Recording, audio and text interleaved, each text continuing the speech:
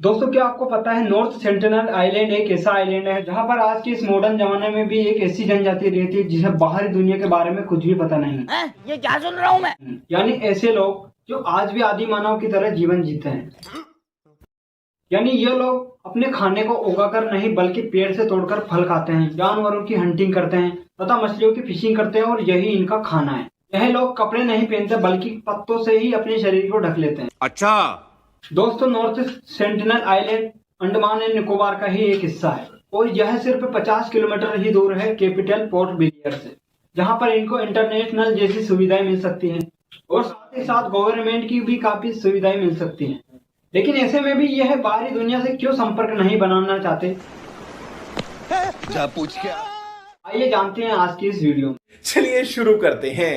दोस्तों, ये दुनिया की सबसे आइसोलेटेड ट्राइब्स इसलिए हैं क्योंकि ये आइसोलेटेड रहना चाहते हैं। जब बाहर की दुनिया ने इनसे संपर्क करने की कोशिश की है, वायलेंस ही देखने को मिला है ज्यादातर। साल 1771 में जब ईस्ट इंडिया कंपनी का जहाज इस आइलैंड के पास से गुजर रहा था, तब उसमें मौजूद कुछ लोगों को इस आइलैंड से रोशनी आती हुई दिखाई देती है। यहाँ कुछ तो गड़बड़ है, जरूर कोई ना कोई गड़बड़। इसके बाद साल 1867 में इंडियन मर्चेंट शिप जो 100 पैसेंजर्स को लेकर जा रहा था, उसका एक्सीडेंट हो जाता है इस आइलैंड के पास। तभी सेंटिनल लोग इन पर तीरों से हमला कर देते हैं। फॉर्चुनेटली वहां से गुजर रहे ब्रिटिश नेवी के जहाज की मदद से यह अपनी जान बचा लेते हैं। और फिर साल 1880 में मॉरिस वीडल पोर्टमैन, जो एक ब्रिटिश ऑफिसर थे, यह अपनी टीम के साथ पास वाले आइलैंड से दूसरे ट्राइब्स को लेकर नॉर्थ सेंटिनल आइलैंड पहुंचते हैं ताकि उनसे बात कर सके। लेकिन दोनों ट्राइब्स की भाषा इतनी अलग थी कि वो आपस में बातचीत भी नहीं कर पा रहे थे एक दूसरे के साथ। फिर ये लोग वहां से चले जाते हैं और आते समय इनको एक बुजुर्ग महिला, एक आदमी और 4 बच्चे मिलते हैं। यह उन्हें किडनैप कर लेते हैं और उन्हें अपने साथ पोर्ट ब्लेयर ले आते हैं स्टडी करने के लिए। पोर्ट ब्लेयर पहुंचने के कुछ दिन बाद ही बुजुर्ग महिला और आदमी की मौत हो जाती है और फिर उन्हें पता चलता है कि नॉर्थ सेंटिनल लोग इतने सालों से बाकी दुनिया से अलग रहे थे, इसलिए इनका इम्यूनिटी सिस्टम इतना पावरफुल नहीं था। अगर यह किसी सामान्य आदमी के संपर्क में आते हैं जिसे खांसी जुकाम जैसी बीमारी हो, तो इनकी जान भी जा सकती है। और यह देखते हुए पोर्टमैन को बच्चों पर तरस आता है और वह उन बच्चों को कुछ गिफ्ट देकर उसी आइलैंड पर छोड़ आता है। क्या बात है सर, क्या बात है सर, क्या बात, ये बात है। फिर साल 1967 में त्रिलोकनाथ पंडित पहले एंथ्रोपोलॉजिस्ट बने इस आइलैंड पर विजिट करने वाले। यह अपने साथ 20 मेंबर की टीम लेकर जाते हैं और करीब 1 किलोमीटर तक सेंटिनल लोगों के पैरों के निशान को फॉलो करते हैं, लेकिन उन्हें कोई नहीं मिलता है। फिर ये उन लोगों के लिए कुछ नारियल छोड़ आते हैं गिफ्ट के तौर पर। और फिर 1974 में एक फिल्म मेकर जाते हैं इस आइलैंड पर। इनकी टीम के साथ एक बार फिर त्रिलोकनाथ पंडित भी थे। वह लोग फिर कुछ नारियल किनारे पर रखकर थोड़ा दूर चले जाते हैं, यह देखने के लिए कि ये लोग क्या रिएक्ट करते हैं। ठीक कुछ देर बाद वहां से सेंटिनल लोग बाहर निकल कर आते हैं और तीरों से इन पर हमला कर देते हैं, जिसमें से एक तीर फिल्म डायरेक्टर के पैर में लग जाता है। यह पहली बार हुआ था कि नॉर्थ सेंटिनल के लोगों को कैमरे में कैप्चर किया गया था।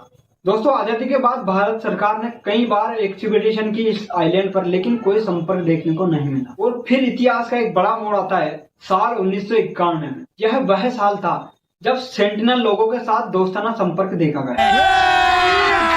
अभी मजा आएगा ना भिड़ो। पहली बार इनसे कोई मिलने गया और इन्होंने हमला नहीं किया। The Sentinelese were first contacted by the government in 1991. The contact party under the administration is always accompanied by security. The arrow-shooting Sentinelese are a constant fear. दरअसल जनवरी के महीने में एक एक्सपीडिशन टीम लीड की गई थी मधुमाला चट्टोपाध्याय के द्वारा। यह एक छोटी सी टीम के साथ वहां गई बिना किसी हथियार के और सेंटिनल लोगों को नारियल ऑफर किए और इस बार सेंटिनल लोगों ने इन्हें स्वीकार कर लिया। फिर इनकी टीम वापस चली आती है और अगले दिन फिर इनके साथ त्रिलोकनाथ पंडित भी आते हैं। इस बार एक सेंटिनल बच्चा इन पर हमला करने के लिए तैयार था। तभी वहां से एक महिला आती है और उसे धक्का देते हुए कहती है कि मत मारो इन्हें। ये बड़ी अच्छी बात कही आप। ऐसा होता हुआ देख टीम के जो लोग थे वह पहली बार अपने हाथों से नारियल बांट रहे थे, लेकिन यह आखिरी बार था जब सेंटिनल लोग इतने फ्रेंडली थे बाहर की दुनिया के साथ। इसके बाद जितना भी कांटेक्ट करने की कोशिश की गई इन लोगों के साथ, वायलेंस ही देखने को मिला फिर से। और फिर 1997 के बाद इंडियन गवर्नमेंट ने मना कर दिया कोई भी एक्सपीडिशन के लिए और एक पैरामीटर क्रिएट कर दिया गया इस आइलैंड के पास जहां कोई नहीं जा सकता। एक बार गलती से कुछ मछुआरे अपनी नाव समेत भटककर उस आइलैंड पर पहुंच गए थे और अपनी जान से हाथ धो बैठे। जब उनकी बॉडीज को लेने के लिए हेलीकॉप्टर भेजा गया तब उन लोगों ने उस पर भी तीरों से हमला कर दिया। कौन है ये लोग, कहां से आते हैं?